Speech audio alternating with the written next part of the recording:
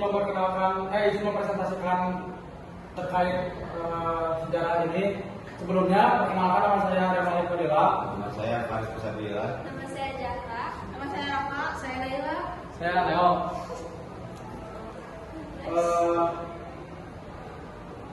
Next.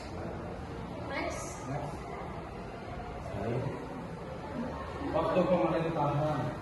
Kabinet Ali Sastro Midjoyo II, sering pula disebut Kabinet Ali Rom Idam, adalah kabinet pemerintahan Indonesia pimpinan Perdana Menteri Ali Sastro Midjoyo sebagai Perdana Menteri, dengan Muhammad Ibrahim dan Muhammad Dum dan Idam Salid sebagai Wakil Perdana Menteri.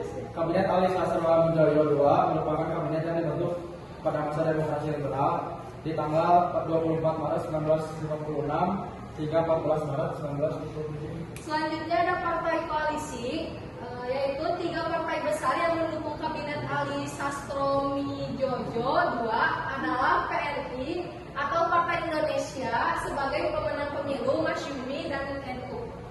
Di sini juga ada partai oposisi. Pada masa pemerintahan Ali kedua, partai oposisi yang menonjol itu ada partai PKI atau Partai Komunis Indonesia dan Partai Sosialis Indonesia (PSI). Kedua partai ini seringkali mengkritik kebijakan pemerintah yang dipimpin oleh koalisi Partai Nasional Indonesia (PNI) dan Nahdlatul Ulama (PNU).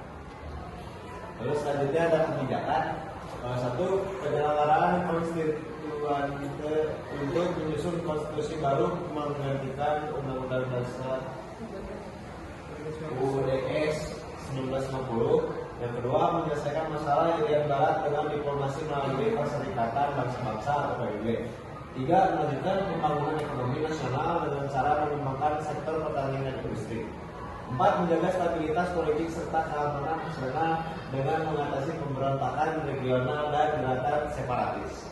Dan yang kelima adalah meningkatkan hubungan luar negeri dengan negara-negara sahabat, terutama dengan negara-negara kawasan Asia Afrika.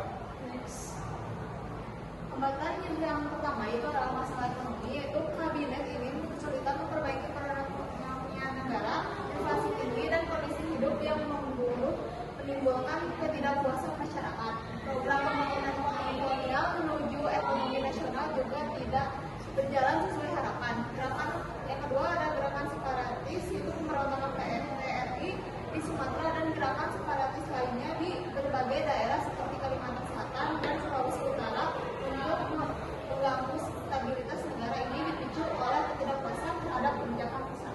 Terus ada yang ketiga sama yang keempat. Nah, yang ketiga, pertikaian politik internal. Koalisasi antara PNI, Masyumi dan NU mengalami ketegangan akibat perbedaan pandangan terkait otonomi daerah dan kebijakan luar negeri. Perselisihan ini menyebabkan mundurnya sejumlah menteri yang melemahkan kabinet. Terus yang keempat ada sentimen anti Tionghoa.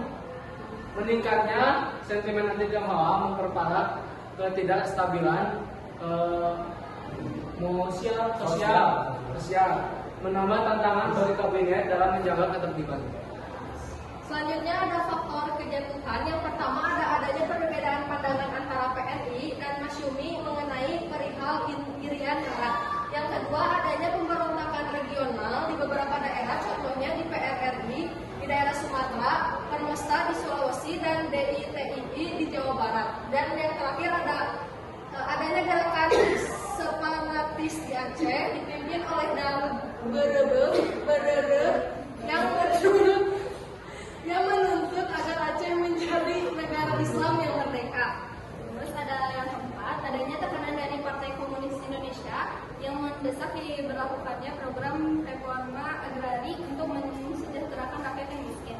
Yang kelima, ada Soekarno mendesak supaya membentuk pemerintahan nasional yang melibatkan semua partai politik.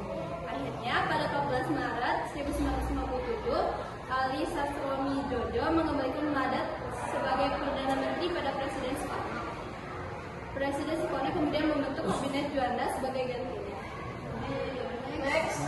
Nah, di sini ada beberapa dokumentasi kejadian dari tokoh-tokoh tersebut. Seperti ada Ali Sastro Midjoyo II ini. Next. Ini juga ada. Next. Nah, Ada yang mau ditanya?